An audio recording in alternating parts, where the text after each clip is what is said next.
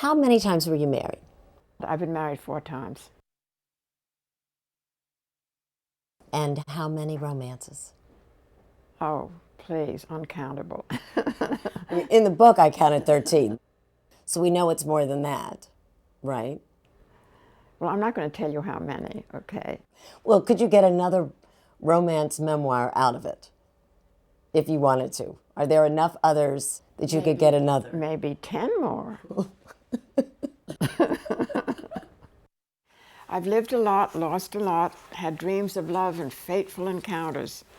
And although I suspect the answer is in the seeker, I still believe that what I'm looking for is just around the corner. A romance memoir is what Gloria Vanderbilt calls her latest book, and it certainly is one. But it is also a glimpse into her unique world as a wealthy heiress of the Vanderbilt family. I was born in a castle, but now, like Rapunzel in the fairy tale, I'm letting down my hair and telling you how it really was. It was a time when the moneyed set of New York mingled with the glittering stars of Hollywood. And oh boy, did Gloria mingle. There was the dashing Howard Hughes when she was still a teenager, I would have married him in a minute. and the charming Frank Sinatra. Oh, well, Frank Sinatra was a great friend. He came along and ringy-dinged his way into my heart. It was a lot of fun, very romantic. I never saw him ever involved in any, violence or anything that actually friends had warned me about. There was a one-night stand with Marlon Brando, whom she says kept a large portrait of himself in the bedroom. And there was a date arranged by her old friend Truman Capote with the very married chairman of CBS, William Paley. Well, Truman said that Bill Paley was interested in me and would I be interested in having a romance with him, and he tried to set that up. Now you went. You knew he was married. Well, What? I was thinking of it because I told myself I was then a very ambitious actress. The date, she says, went sour when she changed her mind. I met him and he sort of chased me around the sofa, that kind of thing. It sounds like a very funny scene in the book. Was it that funny in real life? Well, it wasn't at the time, but later on it seemed so. I find sex endlessly interesting. I suppose I always will. It's all in the head, of course. I realize that now. At 80 years old, yes, 80 years old, Gloria Vanderbilt's tales of sex and romance are a little shocking, but it may be because we're more familiar with her tragedies, beginning in 1934. 10-year-old Gloria was the center of a sensationalized and lurid custody battle. Her paternal aunt, the very rich and proper Gertrude Vanderbilt Whitney, won custody after accusing Gloria's mother of being an unfit parent, with the shocking revelation that she had a female lover. She really lost the case because she was accused of being a lesbian. And we're talking about the 30s. It was considered not something that anyone who was a good person would be involved in. And so it was a terrible scandal. Gloria gained her share of the Vanderbilt fortune, but she lost what she really wanted, a relationship with her mother. It started her, she says, on a lifelong search for love. So sex really was something that really saved me. I mean, it gave me a sense of myself. I had very low self-esteem, no confidence at all. And the minute boys came into the picture, it absolutely changed my life. But Gloria didn't always choose her boys and men wisely. She married her first husband when she was just 17. I thought, I'd be grown up if I got married. He hit you, didn't he? Oh, sure, yeah. He used to bang my head against the wall. You were an heiress at that point. Why did you stay? I had to have somebody come along, and he did. Stokowski came along, and then out I went. Internationally known conductor Leopold Stokowski, 40 years her senior, became her second husband. I had to have somebody rescue me before I could rescue myself.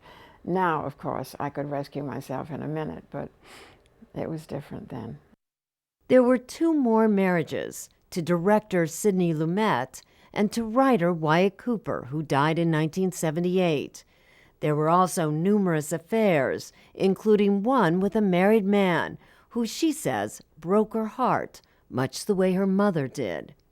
I have gravitated toward men who are elusive, who are unattainable, and I can get very obsessed and very hooked into them, such as I did with this married man that I was involved with for 15 years. He was this elusive, unattainable, substitute for my old sweetheart. Your mother. Yeah. Today, how I wish my mother was living close by, perhaps around the corner, so that I could drop by for a cup of tea now and then. We could smile over things the way we could smile over the things we may have cried about long ago, as old friends do when they get together once in a while, to catch up, to talk about old times and the things that pass. It's so hard to talk about your mom. Was that hard to write? It really wasn't. I don't know why I'm shook up about it. This is a memoir about your romances, but you also include Carter. Yes. The son you lost. Yes. Why did you put that in here? Well, because it's all part of it. In 1988, Vanderbilt's 23-year-old son, Carter Cooper, fell to his death in what was reported as a suicide. After Carter died, I really didn't think I was going to go on living, and I did, and the way I did is you do it moment to moment. Do you think it was even harder for you because you were there Oh, when yes. your son died? Nobody ever gets over something like this. Never, no. No, and there's this word, this thing of closure, this ridiculous word. I mean, there is never closure on anything like that. The book, her 4th in a series of short memoirs, offers poignant new insight into the woman who is probably still best known for her jeans and perfume. While her stories, told today in the 21st century, are no longer scandalous, she does write in graphic detail about the bedroom skills of a particular lover. Which, definitely I was like, whew, a little too much information for me. But she that's how she is. She said, look, I think it's funny, and, fair enough. We begin tonight with politics and terrorism. You can understand why CNN anchor Anderson Cooper had some initial difficulty reading the book. Gloria Vanderbilt is his mother. How would you describe your mother? Is she quite like anyone else's mother? Yeah, she's not really like anyone else's. She's not like anyone else's mom. She was never really sort of the baked cookies. She would show up at like report day at my school, where parents have to go in and get the report card on their kids. In sort of like a beaver skin purple Xander Rhodes coat, and I'd be like, Mom, can't you just like wear some tweed or something? I mean, just like put on tone it down. Now I'm very happy and proud that she doesn't, and she's completely unique. Unique and seemingly tireless. When she's not on tour signing her new book, Gloria Vanderbilt is in her studio working on her art. This month, a new show of her work opened in a New York gallery where she retells her life story in yet another way.